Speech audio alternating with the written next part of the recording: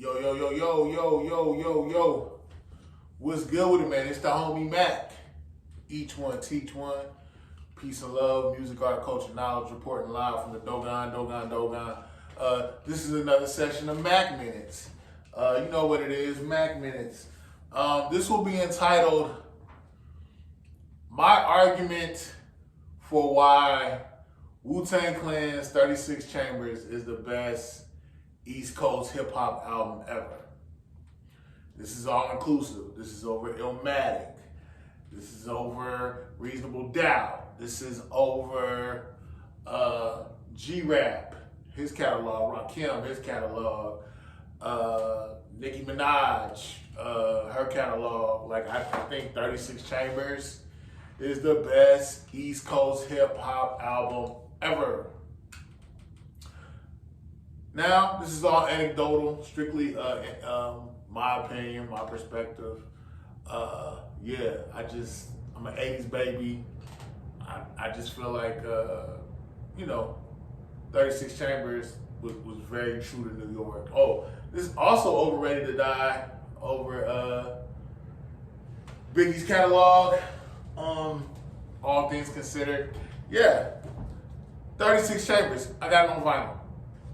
36 Chambers. Let me go down the track listing. Bring the Ruckus. Shame on a New. Clan in the Front. Wu-Tang 7th Chamber. Can it be all so simple? Protect Your Neck. The Mystery of Chess Boxing. Wu-Tang Clan ain't nothing to f with. Cream. Method Man. Tears. Wu-Tang 7th Chamber Part 2. I just feel as though this embodied the culture of New York. The sonically, RZA's production. It was very, hold up, we're having a little bit of a technical difficulty. Sonically, I felt like RZA's production was very dark. It was very gritty. I liked how rugged the drums were. I liked how he used a lot of the karate flicks. How he incorporated that and flipped the samples contingent upon that. Like Wu-Tang Clan ain't nothing to F with. He flipped the vocals and made a beat out of that. And then even used the dialogue in these martial arts films and incorporated that into the music. I just think this was a dope album from end to end. New York is a rough place. I was a hooper. Went to 5-star basketball camp. I actually met a kid that was from Staten Island. Grew up in Stapleton Projects, and when at the time, I was like maybe 14, 15 years old when I talked to him. But everything that he said, it was true to, it reverberated, it represented the things that I heard on this album. Just how rough and rugged it was. And by rough and rugged, just the terrain as far as, the poverty, the crime, and even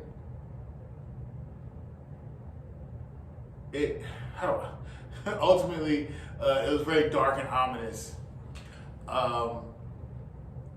Definitely, I feel as though the thing that was really dope about this tape or this album or whatever is it also infused a lot of knowledge and a lot of wisdom. The thing that I always liked about the East Coast hip hop was it was very lyrically inclined. There was always a lot of dexterity as far as pontification, articulating, putting words together. I like how a lot of Rakim, I would say, is probably the first person that presented the Nation of Gods and Earth's 5% culture to the mainstream. But I think the way he introduced it to the mainstream was finesse. I'm smooth.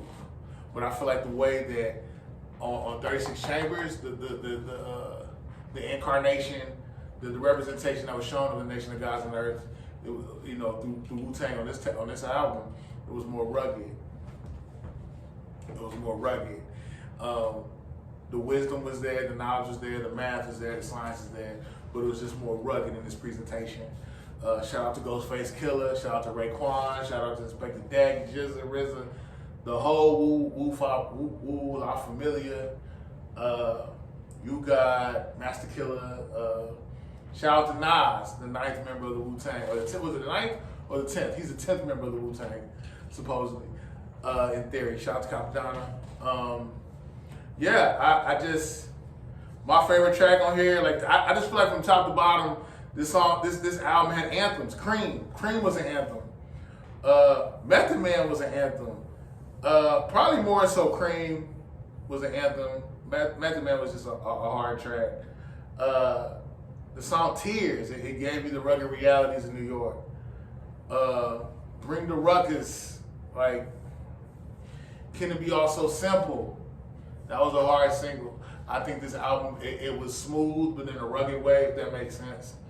My favorite East Coast hip hop album, my argument for why. I just feel like all the boxes are checked off.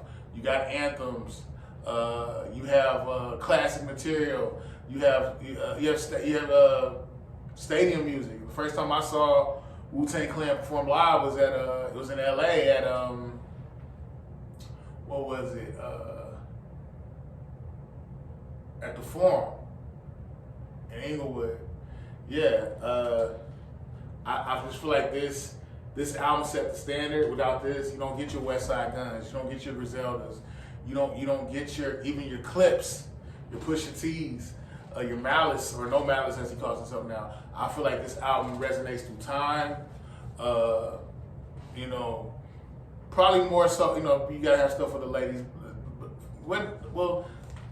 This album didn't really necessarily have a lot of stuff for the ladies, but it birthed only built for Cuban Links, which had ice cream. So which was for the ladies. But I think from top to bottom, this album was complete. It had knowledge, wisdom, understanding, had the anthems. It made you move. I think this album encompassed and embodied New York. When I think about New York, I think of lyricism. I think of wittiness. What's Wu-Tang? Witty, unpredictable, talented, and natural game. All that. My favorite East Coast album. Don't get no better in my opinion. I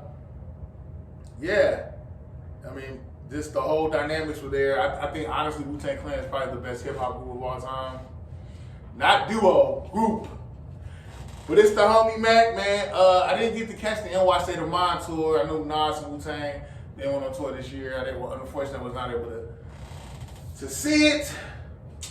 But everything is here on here. Everything is here on here. Everything is here on this album. From the lyricism to the wisdom, the knowledge, the understanding, the anthems.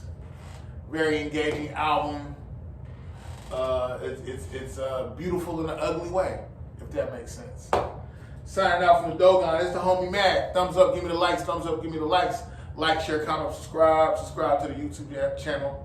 Subscribe to the YouTube channel 82 Kings. Signing out from the Dogon. It's the homie MACK.